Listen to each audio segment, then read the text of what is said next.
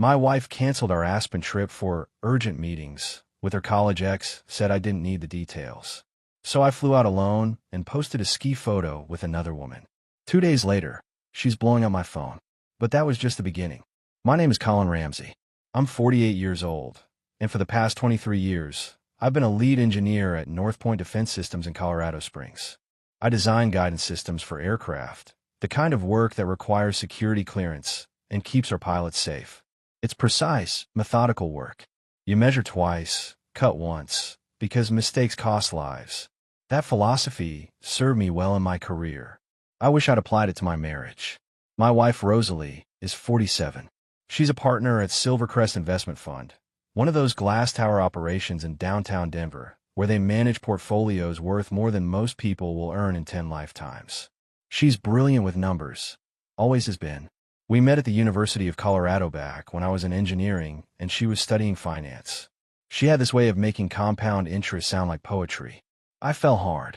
We got married when I was 21 and she was 20. Young, maybe too young, but we were in love. Our twins, Lily and Zachary, came along when we were both 27. Lily's our fighter, always questioning, always pushing back against authority. Zachary's quieter, more calculating, takes after his mother that way. They're both juniors at CU Boulder now, studying business and computer science respectively. The cracks started showing about 6 months ago, though I didn't recognize them as cracks then. Rosalie worked later hours. She took more business trips. She started going to the gym at odd times, coming home smelling like expensive soap from the locker room showers. When I asked about it, she had reasonable explanations. Always reasonable. A difficult client in San Francisco. A new wellness initiative at the firm. Networking events that ran long. I trusted her. That was my first mistake. This morning, she's standing in our kitchen wearing a charcoal suit that probably cost more than my monthly truck payment. Heels that click against the hardwood like countdown timers. She's on her phone, texting someone, and I catch something in her expression. Excitement. The kind she used to show me, back before partnership and power lunches and whatever the hell is happening now. Colin, she says, setting down her phone with practiced casualness. I need to talk to you about our trip to Aspen next week. We've had this ski trip planned for 3 months. 2 weeks at a rented cabin, just the two of us. The twins are staying with friends over their spring break. It was supposed to be our chance to reconnect, to remember why we got married in the first place. What about it? I ask, already knowing I won't like the answer. Rosalie smooths her skirt, a tell I've learned over 27 years. She does it when she's about to deliver bad news. Julian Hartley is back in Denver. You remember Julian? I remember Julian. Her college boyfriend from freshman year, before she met me. Tall, smooth-talking business major who went on to make a fortune in commercial real estate. The kind of guy who wears success like cologne, always letting you smell it. What about him? He's handling some major investment opportunities for the firm. High-level stuff with international clients. They need my expertise on the risk assessment side, and the meetings are scheduled for next week. So reschedule the meetings. She gives me that look, the one that says I'm being unreasonable, that I don't understand the complexities of her world. I can't. The international clients are only here for a limited window. This could mean millions in new accounts, Colin. For us. For us. I repeat. Right. Don't be like that. She walks over, puts her hand on my arm. Her touch feels calculated, like she's following a script. You don't need all the details. It's honestly quite boring, just numbers and projections and regulatory frameworks. But it's important. There it is. You don't need the details. Like I'm some child who can't handle adult conversations. Sure, I say, my voice flat. Cancel the trip. Rosalie blinks, surprised by how easily I'm agreeing. Really? You're okay with this? Would it matter if I wasn't? She withdraws her hand, and I see relief flash across her face. I'll make it up to you. Maybe we can go to Aspen in the summer instead. Maybe. She kisses my cheek, perfunctory, already thinking about her day, about Julian, about whatever is really happening that I'm not supposed to need details about. Then she's gone, her heels clicking toward the garage, her car purring to life. I stand in the kitchen of the house we've built together, literally built since I did most of the renovation work myself, and I feel something shift inside me. Not anger yet. Something colder. Something that's been building for 6 months of late nights and evasive answers, and looks she doesn't think I notice. I pull out my phone and scroll through my contacts until I find Keith Anderson. Keith's been my friend since our military days, back when we were both young and stupid in the Army Corps of Engineers. Now, he runs his own private investigation business. Discreet. Thorough. Exactly what I need. Keith, I say when he answers. It's Colin. I need your help with something. How soon can you meet? Keith meets me at a coffee shop near the defense facility, away from prying eyes. He's grown grayer since our Army days, but he still has that sharp awareness that made him invaluable in intelligence work. What's going on? He asks, settling into the booth across from me. I tell him everything. The late nights, the evasive answers, Julian's convenient reappearance, the canceled trip. Keith listens without interrupting, his expression neutral, professional. You want surveillance? He asks when I'm finished. I want the truth. He nods. I'll start today. Give me a week. But I'm not going to sit around waiting. That afternoon, I call the Aspen Resort and confirm our reservation is still available. Then I book a single ticket. If Rosalie wants to work with Julian, fine. But I'm not staying home like some abandoned puppy. I call my college buddy Derek, who works as a ski instructor in Aspen during the season. You still there? I ask. Until April, Derek says. What? I'm coming up this weekend. Solo trip. You free to show me the mountain? Always. Bring your A game. The powder's perfect. Friday morning, I'm packing my ski gear when Rosalie comes downstairs. She's dressed casually, jeans and a sweater, which is unusual for a workday. Meeting Julian at his hotel, she explains, catching my look. More relaxed environment for negotiations. Sure, I say, zipping my duffel bag. Are you going somewhere? Aspen. The reservation was non-refundable, so I figured I'd use it. Her face goes pale. By yourself. You're busy with Julian. I'm busy with skiing. Works out perfectly. Colin, that's not necessary. You don't need to punish me for working. Who's punishing anyone? I'm taking a vacation. You said yourself. The cabin's paid for. She opens her mouth to argue, then closes it. What can she say?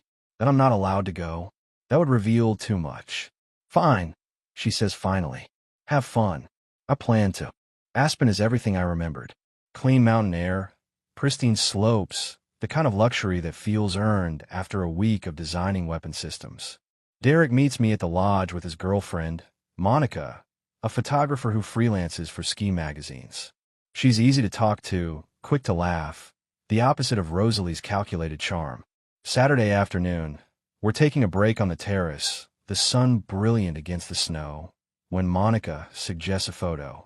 The light is perfect, she says. She snaps several shots of Derek and me, then a few of just me with the mountain behind me, Monica leaning in a frame, both of us laughing at something Derek said about my rusty technique. That evening, back at the cabin, I post one of the photos on social media. Colin Ramsey, living his best life in Aspen. The caption reads, sometimes the best adventures are the ones you take alone. Well, almost alone. My phone starts buzzing within minutes. Where are you? Colin, what are you doing? Who is that woman? Call me now. I turn the phone face down and pour myself a whiskey from the cabin's well-stocked bar. Rosalie wants details. She can wait. After all, she taught me that some things are just too boring to explain. I return to Colorado Springs on Sunday evening, refreshed in a way I haven't felt in months. The house is dark when I pull into the driveway. Rosalie's car is missing. Working late with Julian, no doubt. Monday morning, Keith calls. We need to meet. I've got something. At the coffee shop, he slides a folder across the table. Inside are photos, time-stamped and dated. Rosalie entering the Four Seasons downtown. Julian meeting her in the lobby. The two of them in the hotel bar, sitting close, too close. Her hand on his arm. His hand covering hers. There's more, Keith says. Julian registered a room 3 weeks ago. Long-term stay. Your wife's been visiting regularly, usually midday, sometimes staying 2 to 3 hours. My chest tightens, but I keep my voice steady. What else? Julian's not exactly clean. He's got financial problems in Boston. Some real estate deals went sideways, and there are whispers about fraud investigations. He's probably running from something, and my wife is helping him hide. Keith doesn't answer, which is answer enough. That afternoon, something darker settles over me. I'm sitting in my home office when I remember something my father told me 30 years ago, right before Rosalie and I got married. I was 21, eager in love. Son, he'd said, lighting his pipe on the porch of his ranch outside Durango. That girl's got ambition. Nothing wrong with that. But she looks at you like you're a stepping stone, not a destination. I've been furious. Told him he didn't know her, didn't understand us. We didn't speak for 6 months after the wedding. He died of a heart attack 10 years ago, never knowing if I figured out he was right. I wish I could tell him now. Dad, you saw something I was too young and stupid to recognize. Tuesday brings another shock. I'm reviewing our finances, something I should have done months ago, when I notice irregularities. Large transfers from our joint savings account, amounts that make my stomach drop. $20,000 here, $35,000 there. Over 6 months, nearly $200,000 has vanished. I trace the transfers. They go to an account I don't recognize, but the bank's records show Rosalie's signature on the authorization forms. Keith digs deeper. The account belongs to a consulting LLC registered in Delaware. The principal? Julian Hartley. My wife has been funding her lover's escape with our money. Money I earned designing weapons systems. Money we saved for the twins' graduate school, for our retirement. Wednesday, I start making calls. First to my attorney, Richard Foster, who handled our estate planning 5 years ago. Richard, I need to protect my assets. How fast can we freeze joint accounts? If you suspect fraud, immediately. But Colin, this could get ugly. It's already ugly. Next, I call our family doctor. Dr. Pierce, I need to schedule some tests. Comprehensive physical. Something specific you're concerned about. Just want to make sure everything's in order. The tests come back Thursday. Dr. Pierce calls me into his office personally, which is never a good sign. Colin, your A1C levels are concerning. You're pre-diabetic, bordering on type 2. Combined with your stress levels and blood pressure readings, we need to take this seriously. Have you been under unusual stress lately? I almost laugh. You could say that. This isn't something to ignore. Untreated, you're looking at serious complications. Heart disease, nerve damage, kidney problems. You're 48, not 88. We need aggressive management. Diabetes. Another gift from Rosalie's betrayal. The stress of watching my marriage disintegrate is literally destroying my health. That evening, Rosalie comes home early for the first time in weeks. She finds me in the living room, the folder of surveillance photos spread across the coffee table. We need to talk, I say. She sees the photos. Her face goes white. Colin, I can explain. Can you? Please, explain how $200,000 of our savings ended up in Julian's account. Explain the hotel visits. Explain why you've been lying to my face for months. It's not what it looks like. Then what is it, Rosalie? Because it looks like you're having an affair and funding it with my money. She sits down heavily, and I see her calculating, weighing options, deciding how much truth to reveal. Julian needed help, she says finally. Rosalie sits across from me, her corporate composure finally showing splits. Julian's in trouble, she says. Serious financial trouble. He made some bad investments in Boston, and there are people looking for him. So you decided to fund his escape with our retirement savings? It's not like that. He promised to pay it back with interest once things settled down. I lean forward. Rosalie, do you hear yourself? You stole $200,000 to help your ex-boyfriend run from his debts. I didn't steal anything. It's our money. Was our money. Past tense. She stands, starts pacing. You don't understand the complexity of the situation. Then make me understand. How long have you been sleeping with him? She freezes. I haven't. Don't lie to me. Not now. Keith's photos show you entering his hotel room multiple times. Staying for hours. You think I'm stupid? Colin, please. Answer the question. Her shoulders sag. It started 2 months ago. After he came back to Denver. We reconnected, and old feelings resurfaced. I didn't plan for this to happen. But you let it happen anyway. You've been so distant lately. Always working, always tired. When's the last time we had a real conversation? When's the last time you looked at me the way Julian does? So this is my fault. I work too much. Therefore you're justified in having an affair and embezzling our savings. That's not fair. I stand up, walk to the window. Outside, our neighborhood looks peaceful, normal. Inside, everything is burning. I found something else, I say quietly.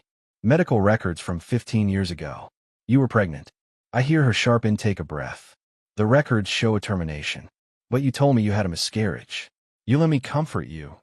Let me grieve for a child that you chose to terminate without telling me. Colin, that was complicated. Was it mine? Silence. Long, terrible silence. I don't know, she whispers finally. The words hit me like a physical blow. 15 years ago, she was already cheating, already lying. Our entire marriage has been built on deception. Get out, I say. What? Get out of this house. Go to Julian's hotel. Go wherever you want. But get out of my sight. You can't throw me out of her home. Watch me. My attorney has already frozen all joint accounts. This house is in my name only because I paid the down payment before we married. You want to fight me, Rosalie? Bring it. But do it from somewhere else. She stares at me, and I see her shifting gears, trying a different approach. The twins. What about Lily and Zachary? You'd break up their family over this. I didn't break anything. You did.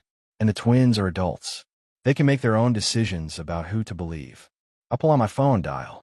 Keith, I need you to come to my address. Document everything. I want photos of Rosalie leaving with her belongings. You're really doing this? Rosalie asks, her voice breaking. You did this. Every lie, every betrayal, every dollar you stole. This is on you. She goes upstairs, and I hear drawers opening, closet doors slamming. 20 minutes later, she comes down with 2 suitcases. Keith arrives just as she's loading her car. Colin, she tries one more time. Please, we can fix this. There's nothing left to fix. She drives away, and Keith puts a hand on my shoulder. You okay? No, but I will be.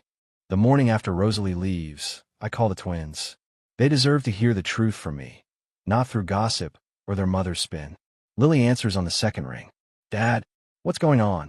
Mom called crying last night, saying you kicked her out. Can you get Zachary on the line? I want to tell you both at the same time. 5 minutes later, we're on a 3-way call. I lay out everything. The affair with Julian, the stolen savings, the abortion 15 years ago that she claimed was a miscarriage, the lies that built our marriage on sand. Lily's response comes swift and fierce. She did what? Dad, that's insane. How could she do that to you? But Zachary's quiet. Too quiet. Zachary, I prompt. You okay, son? Dad, I need to ask you something. Are you sure you're not overreacting? I mean, maybe Mom made some mistakes, but kicking her out seems extreme. Mistakes? Zachary, she stole $200,000 and gave it to her lover. She's been lying for months. But she's still our mother, Zachary says. His voice has that reasonable tone that reminds me painfully of Rosalie. She's obviously stressed at work. Maybe she made some poor choices, but doesn't she deserve a chance to explain? I gave her that chance. She chose to lie. Or maybe you're being too rigid. Zachary continues. You've always been black and white about everything, Dad. The world doesn't work that way. The words sting because they echo something Rosalie used to say when we argued. You're too rigid, Colin. Too inflexible. Zachary's got a point. A small voice inside me whispers. Then I remember the hotel receipts, the bank transfers, the cold calculation in Rosalie's eyes. Believe what you want, I say. But I'm not the one who destroyed this family. After we hang up, Lily calls back alone. Dad, don't listen to Zachary. He's always been Mom's favorite, and she's already gotten to him. I'm on your side. This isn't about sides, Lily. Yes, it is. And I choose you. What Mom did is unforgivable. Her loyalty should comfort me. But instead, it highlights what I've lost. My son believes his mother's narrative. My daughter is forced to choose. The family I built is splintering. Friday afternoon brings another blow. I'm reviewing documents when I find something that makes my hands shake. My business, Ramsey Engineering Consulting, which I started as a side venture 10 years ago, has been used as collateral for a loan I never authorized. I call Richard Foster immediately. How is this possible? I never signed anything. Let me see the documents, Richard says. 20 minutes later, he calls back. Colin, this signature looks legitimate, but the notary stamp is questionable. I think your wife forged your signature. Could she do that? She's not on the business paperwork. Legally, no. But if she had access to your identification and knew your signature well enough, she could have pulled it off. We're looking at identity theft, fraud, potential criminal charges. My business, the work I've done for a decade, separate from my defense job, building something I could pass to the twins someday. Rosalie put it at risk without a second thought. That evening, I'm sitting in the empty house when my phone rings. Unknown number. Mr. Ramsey? This is Detective Sarah Whitfield with Colorado Springs PD. I'm calling about a report filed against you. Your wife, Rosalie Ramsey, has claimed you made threatening statements, and she fears for her safety. She's requesting a restraining order. The room spins. That's a lie. I never threatened her. Sir, I need you to come to the station Monday morning to give a statement. Don't attempt to contact your wife in the meantime. After she hangs up, I sit in the darkness, understanding finally clicking into place. This is Rosalie's play. Paint me as dangerous, unstable. Use my military background against me. Get a restraining order. Then claim she needs protection, needs assets, needs the house. Keith warned me about this exact scenario when we first met. Guys with your background, combat veterans, defense work, they can twist that into a threat narrative real fast. I call Richard again. She's trying to frame me as abusive. What do? Document everything. Every interaction, every conversation, every threat she makes. And Colin, don't go near her. Don't call her. Don't give her anything she can use. Monday morning, I meet Detective Whitfield at the police station with Richard Foster beside me. She's professional, mid-40s, with eyes that have seen too many domestic situations. Mr. Ramsey, your wife claims you've been following her, vandalizing her boyfriend's property, and making threatening phone calls. She says you have PTSD from your military service, and she's concerned about escalation. I serve in the Army Corps of Engineers, I say carefully. I built bridges, not combat operations. I don't have PTSD, and I haven't contacted Rosalie since she left my house 5 days ago. I haven't vandalized anything or made any threats. Can you prove your whereabouts last Thursday evening? That's when Julian Hartley's car was allegedly damaged in his hotel parking garage. I was at a diabetes management class at Memorial Hospital. New diagnosis, required education session. I have the attendance record and spoke with 3 other attendees. Their contact information is in my phone. Richard slides documentation across the table. Detective, my client has phone records, credit card receipts, and medical documentation for every moment Mrs. Ramsey claims he was threatening her. Additionally, we have evidence that Mrs. Ramsey has stolen over $200,000 from joint accounts, forged Mr. Ramsey's signature on loan documents, and committed identity theft. Perhaps you should be investigating her. Detective Whitfield reviews the documents, her expression shifting from skepticism to interest. These are serious allegations. They're documented facts, Richard says. My client is the victim here, not the perpetrator. The interview lasts 2 hours. By the end, Detective Whitfield's focus has shifted. Mr. Ramsey, I'll need to verify your alibi and review these financial documents. If what you're saying is accurate, your wife may be facing criminal charges herself. Outside the station, Richard puts a hand on my shoulder. You did well. Keep documenting everything. This is far from over. That afternoon, Keith calls. Got some interesting information. Julian Hartley's hotel room was raided by Boston PD this morning. Turns out there's a warrant for his arrest related to a real estate fraud scheme. They've been tracking him for weeks. Does Rosalie know? If she doesn't yet, she will soon. And Colin, there's more. I've been digging into Julian's background. The guy's married. Has been for 12 years. Wife and 2 kids in Boston. The information lands like a physical blow. Rosalie threw away our marriage for a married con artist, running from the law. She really knows how to pick them. I say bitterly. That evening, my phone buzzes with a text from an unknown number. It's Rosalie, using someone else's phone. We need to talk. Julian's been arrested. I made a terrible mistake. I stare at the message for a long moment, then delete it. Let her sit with her choices. Tuesday brings another revelation. I'm meeting with my accountant, Tom Richardson, reviewing the damage to our finances when he notices something in the old tax returns.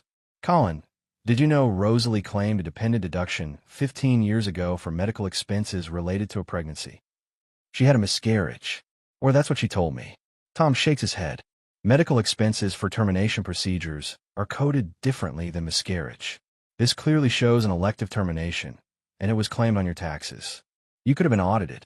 So she not only lied about the abortion, she'd used it for a tax deduction.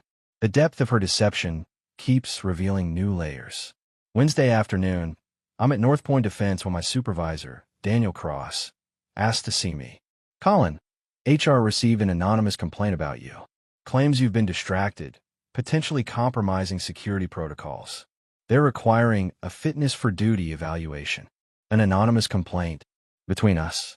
It came from an email address traced to Silvercrest Investment Funds Network. Want to guess who might have sent it? Rosalie's attacking my career now. Trying to destroy everything I've built because I wouldn't roll over and accept her betrayal. When's the evaluation? Friday. Clear it. And this goes away. Fail. And you're on leave pending further review. That evening, I get a call from Lily. She's crying. Dad, Zachary and I had a huge fight. He said you're trying to destroy Mom's life, that you're being vindictive and cruel. He said he's going to stay with her until things calm down. My heart sinks. He's choosing her. He says someone needs to support Mom through this difficult time. Dad, I try to make him see reason, but he won't listen. It's like she's brainwashed him. Let him go, Lily. He needs to figure this out himself. But what if he doesn't? What if we lose him? Then we lose him. I can't force him to see the truth. Neither can you.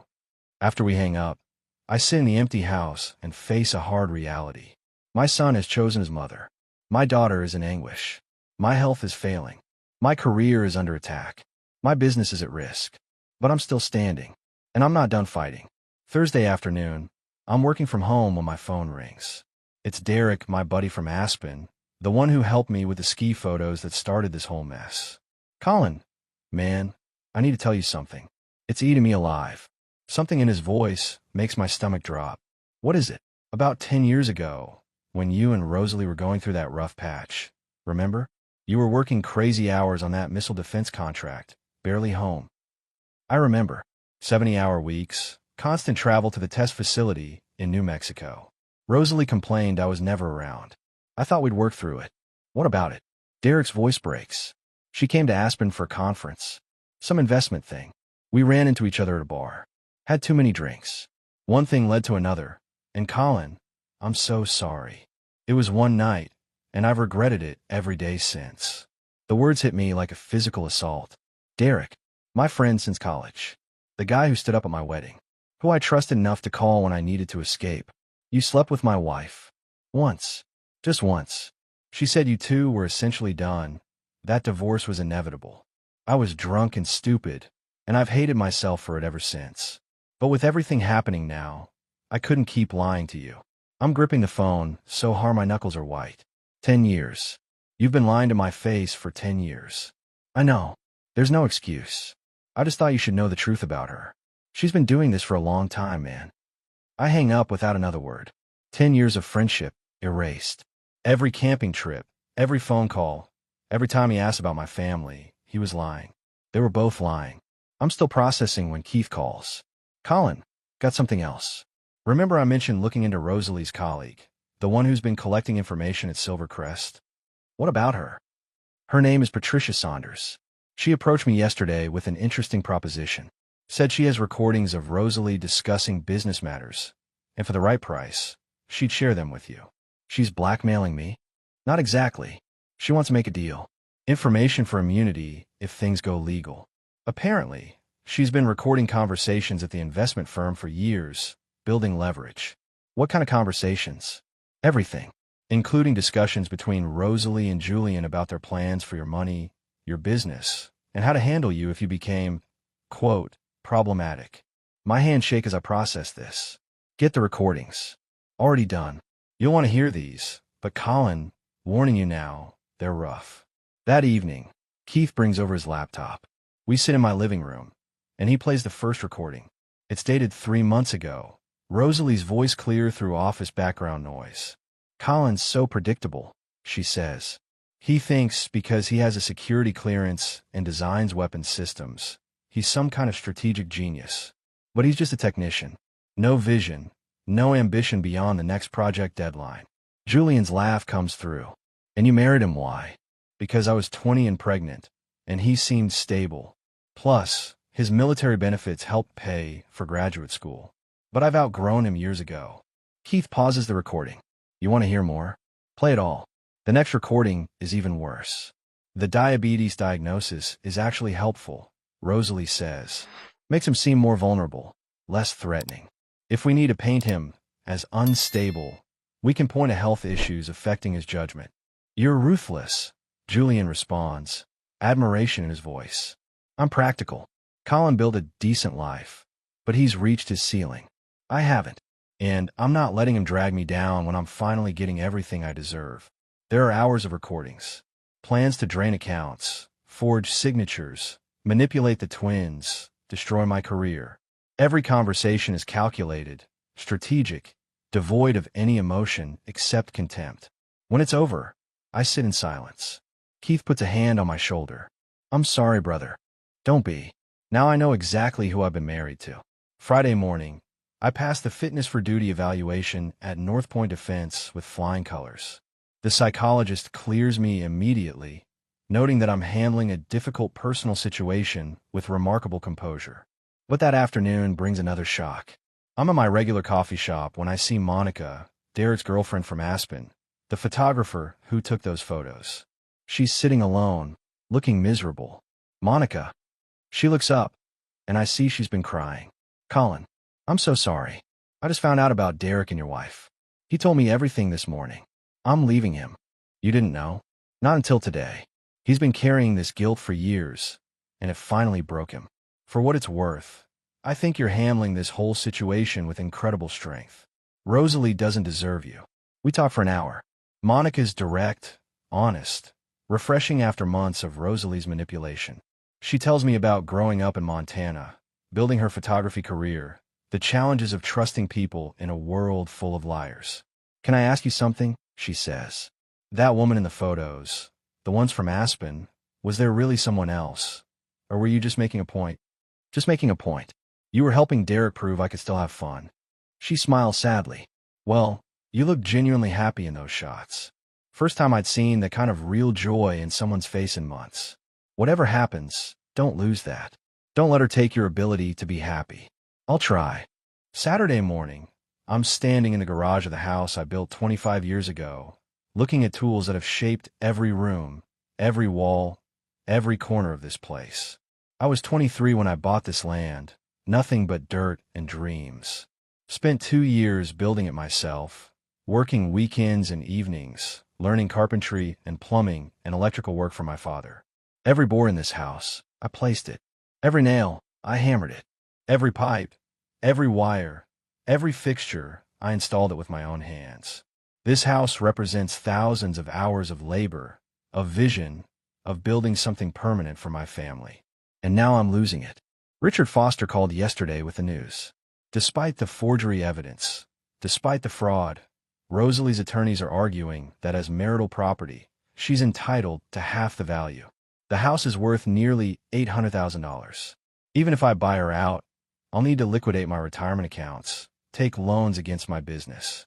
There's another option, Richard said carefully. You could sell the house, split the proceeds, start fresh somewhere else. Sell the house. Walk away from everything I built. Let strangers live in the rooms where my children grew up, where I spent 25 years creating a home. I'm still wrestling with this when Lily arrives. She finds me in the garage, surrounded by memories. Dad, she says softly, you okay? Just thinking about this place. Your grandfather helped me frame the structure. You were born 6 months after I finished the master bedroom. Zachary took his first steps in the living room. Every inch of this house has a story. Lily hugs me. It's just a building, Dad. What matters is the people. But half the people are gone. Zachary's with his mother. Your mother destroyed everything this house represented. Then build something new. You did it once, you can do it again. Her faith in me is humbling. What about you? Where will you go? Wherever you go, I go. You're my father. You've never lied to me, never betrayed me. Mom made her choice, and I've made mine. Later that afternoon, I get a call from an unfamiliar number. Mr. Ramsey? This is Patricia Saunders from Silvercrest Investment Fund. We need to meet. Patricia turns out to be a sharp-eyed woman in her 40s, dressed in the same corporate armor as Rosalie. We meet at a neutral coffee shop. I've been documenting irregularities at Silvercrest for 2 years, she says without preamble. Rosalie's one of several partners who've been creative with client funds. I gave Keith those recordings, but there's more. Much more. Why are you doing this? Because I reported concerns to management 6 months ago, and instead of investigating, they threatened to fire me. So I kept collecting evidence. Now the SEC is interested, and I'm cooperating. Your wife's activities with Julian Hartley are part of a larger pattern. How large? Millions of dollars diverted through shell companies, fraudulent investment schemes, clients who think their money is in bonds when it's actually funding Julian's real estate ventures. Rosalie was the architect. She's brilliant, I'll give her that. But she got greedy. What happens now? Federal investigation. Possible RICO charges. Silvercrest will likely collapse. Anyone associated with the scheme faces prison time. Prison. The word hangs in the air between us. How long have you known about Julian? I asked. 3 months. That's when I connected the dots between the shell companies and his name. I tried to warn Rosalie she was playing with fire, but she told me to mind my own business. After Patricia leaves, I sit for a long time processing everything. My wife isn't just a cheater. She's a criminal. The woman I trusted with my life, my children, my future, has been running a multi-million-dollar fraud scheme. That evening, Zachary calls. His voice is different, uncertain. Dad, can we talk? Of course. I've been staying with Mom at Julian's condo. Well, he's not there anymore since his arrest. But Dad, she's not doing well. She drinks all day, cries constantly, keeps saying she's made terrible mistakes. She has made terrible mistakes. I know. I'm starting to see that. She told me some things about the money, about Julian, about lies she's told. Dad, I think I was wrong about everything. What changed your mind? She got drunk last night and started talking about how she deserves better than both of us. How you were never good enough for her. And I'm wasting my potential studying computer science instead of going into finance. She said Lily's loyalty to you proves she lacks ambition. The words don't surprise me. That's exactly how Rosalie thinks. Zachary, you don't have to choose anyone. You can love both of us. But I do have to choose, Dad. And I choose honesty over manipulation. I choose you. Can I come home? Your room's ready whenever you want it. After we hang up, I'll walk through the house one more time. Maybe Lily's right. Maybe it is just a building. What matters is that my children, both of them, are coming back to me. Whatever happens to these walls, that's what I'll take forward. 3 weeks after I kicked Rosalie out, the dominoes start falling faster than I can track. Monday morning, Richard Foster calls with news that makes everything real. Colin, the SEC filed formal charges against Rosalie and 3 other Silvercrest partners. Wire fraud, securities fraud, conspiracy, money laundering. They're looking at 10 to 15 years each. And Julian already pleaded guilty in Boston to avoid federal RICO charges. He's cooperating against everyone, including Rosalie. Gave them everything, financial records, communications, the whole operation. I should feel vindicated. Instead, I feel empty. The woman I loved for 27 years is going to prison. The mother of my children is a criminal. There's no victory in that. Tuesday, Detective Whitfield calls. Mr. Ramsey, thought you'd want to know. We're dropping all investigations into you. Your wife's allegations were fabricated, and she's now facing charges for filing a false police report. I apologize for any inconvenience. Appreciated, Detective. Wednesday brings unexpected news. Monica, Derek's ex-girlfriend, the photographer from Aspen, calls me. Colin, I know this is strange, but I'm doing a photo series on resilience and rebuilding after betrayal. Would you be willing to be interviewed? We meet at a coffee shop, and she's as direct as I remembered. I'm not asking you to relive trauma. I'm asking you to show people that you can survive the worst betrayal and still stand up. Why me? Because you didn't fall apart. You didn't become bitter or violent or self-destructive. You gathered evidence, protected yourself legally, and maintained your dignity. That's the story people need to hear. I agree, and over the next week, Monica follows me through my daily life. Work at North Point Defense, managing my diabetes with morning walks and careful meal planning, helping Lily and Zachary settle back into normalcy. She captures moments I don't think are significant, but she sees something I don't. You're rebuilding, she says one afternoon. Not just surviving, actually creating something new. Thursday, I'm at North Point when my supervisor Daniel Cross calls me into his office. I brace for more trouble, but his expression is approving. Colin, the fitness evaluation cleared you completely. But more than that, your work over the past month has been exceptional. Despite everything in your personal life, You haven't missed a deadline or compromised quality. That's the kind of reliability we value. Thank you, sir. There's a promotion opening up. Senior lead engineer, overseeing the entire guidance systems division. It comes with a substantial raise and better benefits. I'm recommending you. The promotion would mean financial security, especially important now with the divorce costs. But more than that, it's validation. Rosalie said I'd reach my ceiling. She was wrong. Friday evening, both twins are home for dinner. Zachary's cooking, something he learned from YouTube during his brief time with Rosalie. Lily's setting the table. It's almost normal, except for the empty chair where their mother used to sit. Dad, Lily says carefully, have you thought about what happens when Mom goes to trial? The media attention, the publicity. We deal with it. As a family. Zachary speaks up. I talked to a therapist at school. She said it's okay to love Mom and still acknowledge what she did was wrong. I'm working on that. Me too. I say. She's still your mother. Nothing changes that. But you're our father, Lily adds. And you've never let us down. That matters more. 4 months after Rosalie's arrest, I'm standing in front of a new house. Not new exactly, it needs work. But it's mine. 3 bedrooms, 2 bathrooms, a garage where I can keep my tools. The twins helped me find it. A foreclosure I got for a reasonable price. It needs everything, Lily says, walking through the empty rooms. Good, I reply. Gives me something to build. Zachary's already measuring for shelves. We could frame out the basement, make it a workshop like you had before. We could. The house I built with my own hands sold for enough to pay off Rosalie's share and leave me with a down payment on this place. It hurt to walk away, but Lily was right. It was just a building. Building something new with my children, this matters. Rosalie's trial happened last month. She pleaded guilty to avoid a longer sentence. Got 8 years federal prison. Julian got 12. The other Silvercrest partners got various terms. The firm collapsed, clients lost millions, and the scandal made national news. I didn't attend the sentencing. Lily did. She said she needed closure.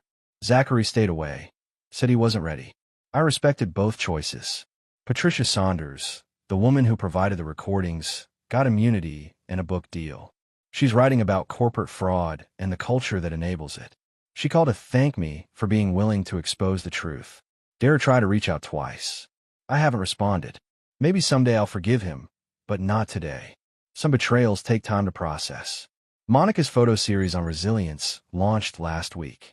My story is featured alongside others who've rebuilt after devastating losses. The response has been overwhelming. Messages from people facing their own betrayals, thanking me for showing that survival is possible. She and I have been seeing each other casually. Nothing serious, just coffee and conversations, and slowly remembering what it feels like to trust someone. She understands I'm not ready for anything more, and she's patient. My diabetes is under control. Morning walks, careful eating, medication. Dr. Pierce says my A1C levels are improving, and if I maintain this course, complications are unlikely. The diagnosis felt like a curse at first. Now it's just another challenge to manage. The promotion at North Point came through. Senior lead engineer, overseeing a team of 12. The raise covers the house payment, and then some. Rosalie said I'd reach my ceiling. Turns out, I was just getting started. Today, I'm framing out the master bedroom with Lily and Zachary. We're working together, measuring twice, cutting once, building something solid. The twins are laughing at my terrible jokes, and for the first time in months, the house feels alive. Dad, Zachary says, stepping back to admire our work. This is going to be great. It already is, I say, because it's not about the house. It's about this moment, working alongside my children, building a future on foundations that won't rot from hidden lies. It's about knowing that betrayal doesn't define you, that loss doesn't destroy you, that sometimes the worst thing that happens opens doors you didn't know existed. Rosalie wanted details about her meetings with Julian. I gave her the same courtesy. No details necessary, just consequences, delivered with the precision I learned designing weapon systems. And now I'm building again. Not for her, not for anyone else. For myself and my children and the future we're creating together.